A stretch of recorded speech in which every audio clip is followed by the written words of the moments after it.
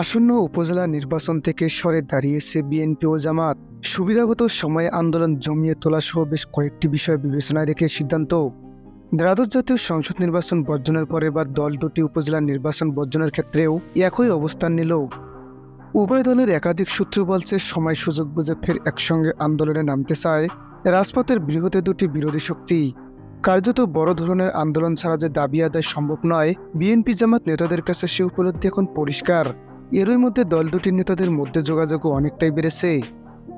BNP ও জামাতের নেতারা বলছেন তারা দেশের মানুষের প্রত্যাশাকে প্রাধান্য দিতে চান, দেশে গণতন্ত্র ভোটাধিকার ফিরিয়ে আনতে চান।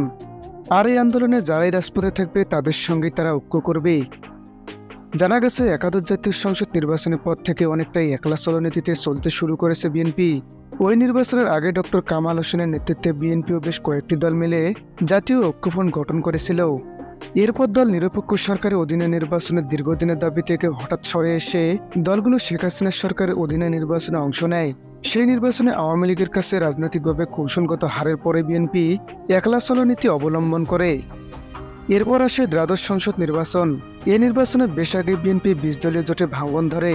পরে ডান বাম মিলে বেশ কয়েকটি দল নিয়ে যুগপৎ আন্দোলন শুরু করে বিএনপি। জামাত শুরুর দিকে সেই আন্দোলনে কর্মসূচি যুগপৎভাবে পালন করলেও পরবর্তী সময়ে কর্মসূচি গ্রহণে বিএনপির পরামর্শ না নেওয়া সহ নিজেদের মতো কর্মসূচি দেয়।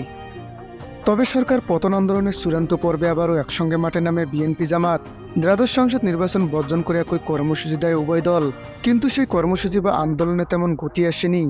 ফলে সরকার অনেকটাই স্বাভাবিক পরিস্থিতি ও নির্বিঘ্নে নির্বাচন করতে সক্ষম হয়। যদিও এই নির্বাচনে ভোটার উপস্থিতির হার নিয়ে শুরু থেকে বিতর্ক প্রশ্ন তোলে বিরোধীরা। জাতীয় নির্বাচনের ধারাবাহিকতা এবার উপজেলা নির্বাচনে বর্জনের ঘোষণা দিয়েছে বিএনপি। কেন্দ্রীয় নিষেধাজ্ঞা উপেক্ষা করে ভোটে অংশ নেওয়া পর্যন্ত বিএনপির অন্তত ৮০ জন নেতাকে বহিষ্কার করা হয়েছে। ৪ ধাপের উপজেলা নির্বাচন নিয়ে বেশ হার্ডলাইনে বিএনপি। অন্যদিকে জামাত সরাসরি ভোটে অংশ নেওয়ার ঘোষণা না দিলেও অঘোষিতভাবে বিভিন্ন উপজেলার দল মনোনীত প্রার্থী দেয়। তবে নির্বাচনী পরিবেশের সার্বিক পরিস্থিতি বিবেচনা শেষ পর্যন্ত নির্বাচন থেকে সরে আসার সিদ্ধান্ত নিয়েছে দলটি। এ অবস্থায় উপজেলা নির্বাচন বর্জন ঘিরে বিএনপি জামাতের হঠাৎ একই অবস্থানে চলে আসা নিয়ে রাজনীতির মাঠে চলছে নানা আলোচনা বিশ্লেষণা। দল দুটির একাধিক সূত্র বলছে গত সংসদ নির্বাচনের আগে ভারতের আশীর্বাদ পেতে জামাতকে সবসময় দূরে সরিয়ে রেখেছিল বিএনপি। এ কারণেই জামাতকে নিয়ে এক মঞ্চে নির্বাচনী সভা সমাবেশ করেনি দলটি। নির্বাচনে ২ মাস আগে গত বছরের ২৮ অক্টোবর একই মঞ্চে দুই দল সমাবেশের পরিকল্পনা করলেও শেষ পর্যন্ত সেটিও সম্ভব হয়নি। আর তাতে বিএনপির জন্য বিশেষ কোনো লাভও হয়নি। দুই দলের তৃণমূল নেতারা মনে করেন সারা দেশে একযোগে জামাতকে নিয়ে কঠোর আন্দোলনে গড়ে তুলতে পারলে উভয়ের জন্যই তো লাভবান ছিল। ফলে আগামীতে আর সেই ভুল করতে চায় না তারা। এখন থেকেই একসঙ্গে আন্দোলনের পথ চলার তাগিদ অনুভব করছে দুই দলের নেতারা। ২০১৮ সালের একাদশ জাতীয় সংসদ নির্বাচনের পর থেকে দীর্ঘদিনের মিত্র ও জোটসঙ্গী জামাতের সঙ্গে দূরত্ব বাড়ে বিএনপির। এরপর বিভিন্ন সময়ে দুই দলের শীর্ষ নেতারা পারস্পরিক বাকযুদ্ধে জড়ান। এক পর্যায়ে ভাঙন ধরে ২০ দলীয় জোটে। এরপর থেকে দল দুটির নেতারা আনুষ্ঠানিকভাবে কাছাকাছি হতে দেখা যায়নি। সর্বশেষ দ্বাদশ সংসদ নির্বাচন ঘিরে সরকার বিরোধী আন্দোলন ও বিএনপি জামাত ও প্ল্যাটফর্ম ছিল ভিন্ন। পৃথক অবস্থান থেকে যুগপৎ আন্দোলন করেন দুই দলের নেতাকর্মীরা। অবশেষে দীর্ঘ ৫ বছর পর গত রমজানে এক মঞ্চে দেখা যায় বিএনপি জামাতের শীর্ষ নেতাদের। গত ২৮ মার্চ রাজধানীর লেডিস ক্লাবে রাজনৈতিক নেতাদের সম্মানে ইফতার মাহফিলের আয়োজন করে বিএনপি, আর সেখানেই এক মঞ্চে ক্যামেরাবন্দী হন জামাত নেতারা। এর ২ দিন পরে ৩০ মার্চ রাজধানী হোটেল প্যান প্যাসিফিক সোনারগাঁয়ে ইফতার মাহফিল আয়োজন করে জামাত। সেখানে বিএনপির ১ ডজনের বেশি নেতাকে যোগ দিতে দেখা যায়। এ দুটি ইফতার পার্টি ঘিরে বিএনপি জামাত নেতাদের মধ্যে নতুন করে রসায়ন তৈরি হচ্ছে বলে মনে করেন অনেকে। ফলে দুই দলের নেতাদের মধ্যে সম্প্রতি যোগাযোগও বেড়েছে বলে জানা গেছে। ঢাকা মহানগর উত্তর জামাতের প্রচার মিডিয়ার সম্পাদক মোহাম্মদ আতাউর রহমান সরকার বলেন, দীর্ঘদিন ধরে দেশে অবাধ অংশগ্রহণমূলক কোনো নির্বাচন হচ্ছে না। এখানকার তথাকথিত নির্বাচনে অনেক রাজনৈতিক দল অংশ নিচ্ছে না।